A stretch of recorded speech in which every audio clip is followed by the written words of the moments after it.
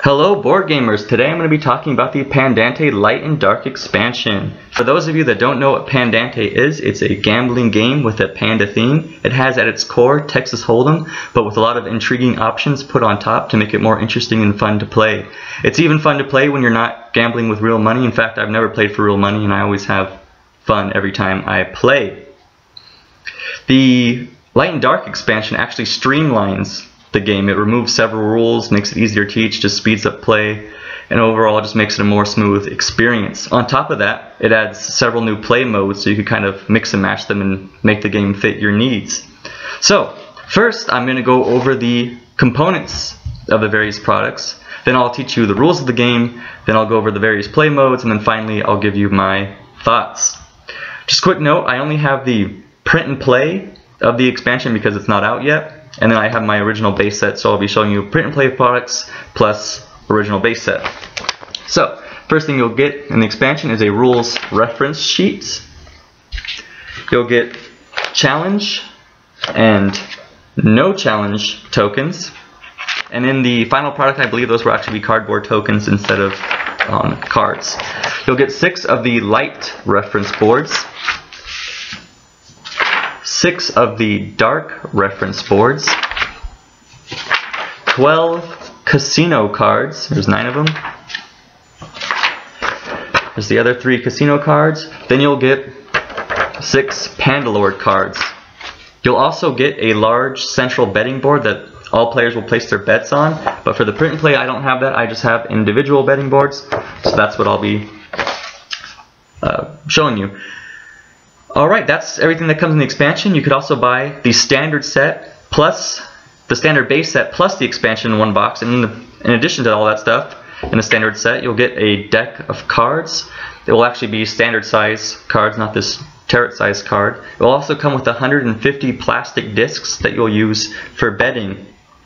And then, even one up from that, you could get the deluxe set, which instead of plastic disc tokens, it will come with 180 professional grade clay poker chips.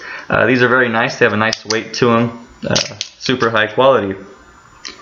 Alright, let's get into the rules of play. So at the start of the game, you'll determine someone to be the dealer. The play always proceeds to the left of the dealer, so the dealer will act last in every phase of the game. At the beginning of each new hand or gambit, the dealer button will pass, so everyone will get to be the dealer throughout the course of the game. You'll also start with 44 gold. The white chips are worth 1 gold. The red chips are worth 2 gold. And the black chips are worth 5 gold. Once everyone has their gold and the dealer is determined, you could deal out a hand of 2 starting cards to each player. And then everyone antes 3 poker chips, or 3 gold into the pots. Then you'll splash 3 community cards to the table. I'm actually going to drop the camera down so you could get a better view of what I'm talking about. So, you'll splash 3 community cards to the table. Now, people will use the cards in their hand plus the cards on their table to try and make the best possible hand. The possible hands in this game, most of them will be familiar to poker players, such things as pair, 3 of a kind, straight, and so on. But there's a few that will be unfamiliar to poker players, such as the floosh, which is like a flush but only 4 of the same color. There's the rainbow straight over here, which is like a straight but every card has to be of a different color. And then 5 of a kind, which is just 5 of the same number. So this game actually has a different deck than standard poker. It's 6 suits, and each suit goes from 1 to 10, and then there's a joker which acts as a wild, so a 61 card deck. After everyone has their hand of cards and the 3 community cards, you can move on to the betting or fold portion of the first round. Now when betting, instead of betting you could always choose to fold. You're going to place 2 gold on a hand you're claiming to have. You don't have to have this hand yet.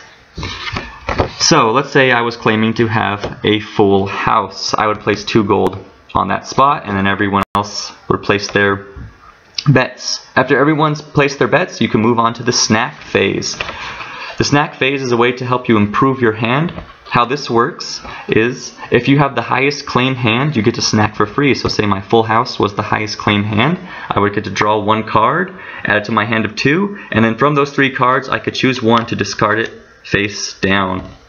If I wasn't the highest claim hand, or other players aren't the highest claim hand, they have to pay 2 gold to the pot for every spot down they are from the highest claimed hand. So if I was at full house and someone else was at straight, they would have to pay 4 to the pot to be able to snack. After everyone does that, you move on to the pause phase, which is you flip a 4th card face up to the table. Then after that, everyone will bet or fold again in the same manner as before, but now you can't go lower than your previous claimed hand. So my full house, I couldn't go down to new ease. I could either stay at the full house or go up to a higher hand. After that, there's another snack phase, which works just like before. And then there's the tail phase, which is you flip a 5th community card face up to the table. After that, everyone will once again bet or fold, and then instead of a snacks phase this time, you get to do abilities. Every player gets to do up to 2 abilities. I'll go over what those do when talking about the game modes, because there's 2 different game modes that give you access to different abilities. Just know that you'll get to do abilities at this point in the game. After everyone does that, you have the option to upgrade your hand in case abilities gave you a better hand. This is placing 2 gold on a higher claim spot. This isn't a bet, so other players don't have to match you. After that, there's the tiebreak phase. So if any players are on the same claimed hand, so let's say there was 2 players on 4 of a kind, you'd have to give additional information about your hand to try and break the tie. So higher number breaks the tie. So someone says they have 4 9s and another player says they have 4 7s.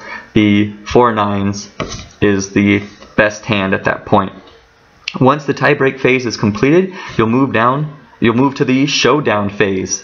In the showdown phase, you'll get a chance to challenge or not challenge the person with the highest claim hand. Now in this phase, every player is going to take their challenge tokens.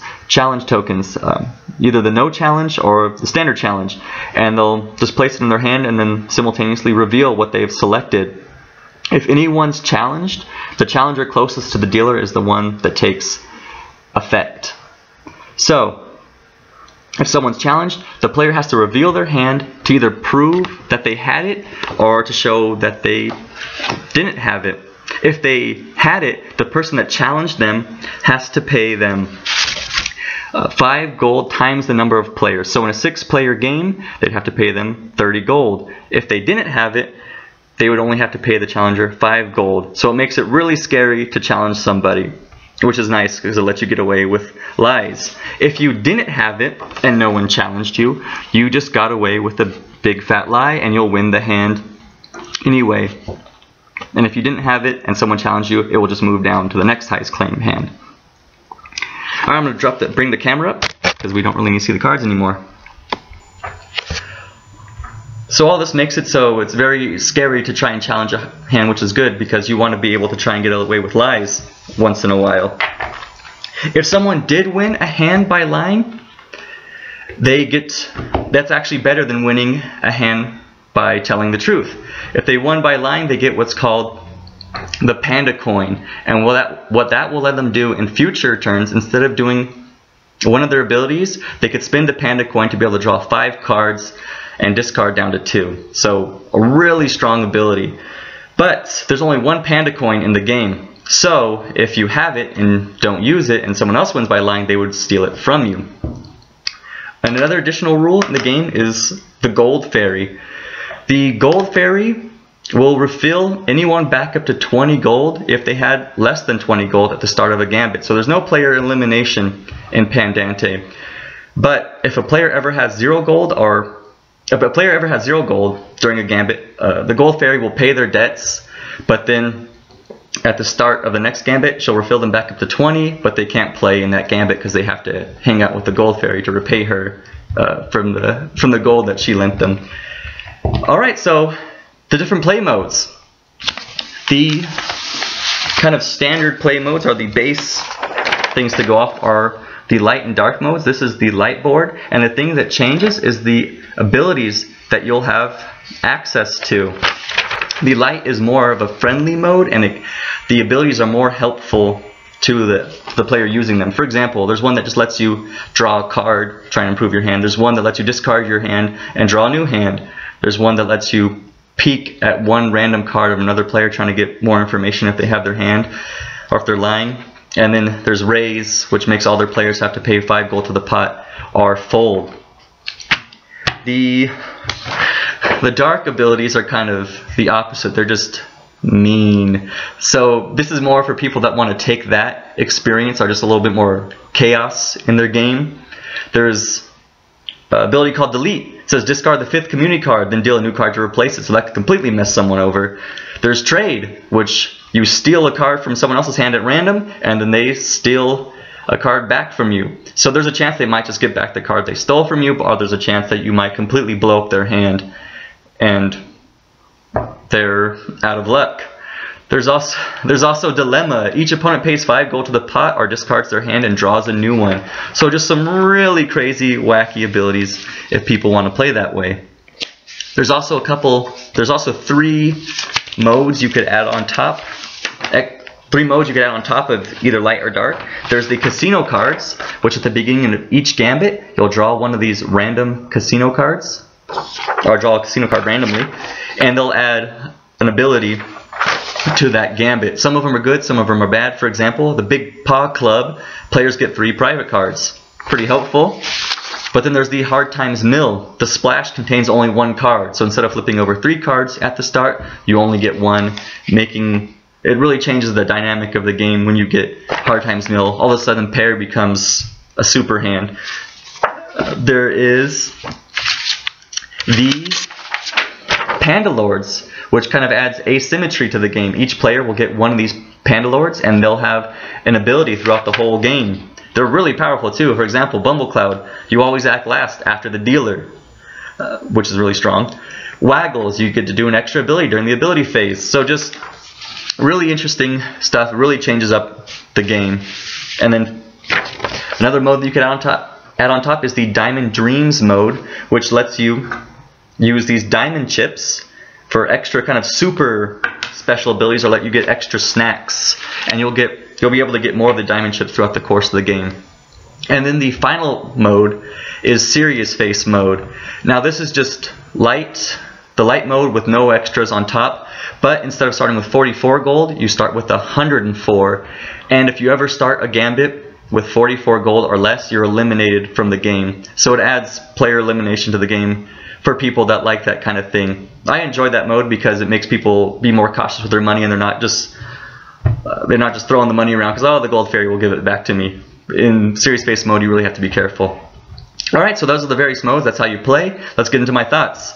I found this game to be very accommodating. It plays for anyone that just wants to have a giggle, to anyone that wants to be serious and have just a deep competitive game, to people that want to play a take that card game. It plays fast. It's really easy to teach. I've been able to teach my in-laws, and they had no prior experience with games like this.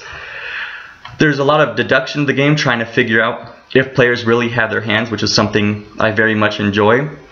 But there's more than it's more than just random guessing if they have it, or noticing how they play kind of thing.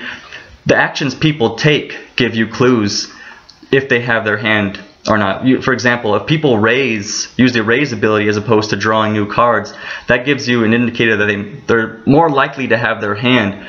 But then again, they might be bluffing, so then they're still playing to the opponent, which is something I enjoy. In addition to playing to the opponent, some people lie more than others, and some people never lie, and that's something you'll have to adjust to and learn how the players play to take best advantage of that. Overall, this is probably my favorite symmetrical card game. I enjoy it every time I play it.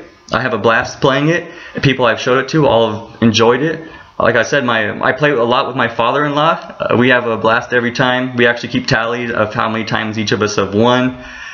It's just so much fun to play. This game is actually going to be on Kickstarter soon, so I strongly urge you to check it out. If you missed the Kickstarter, you should pre-order it.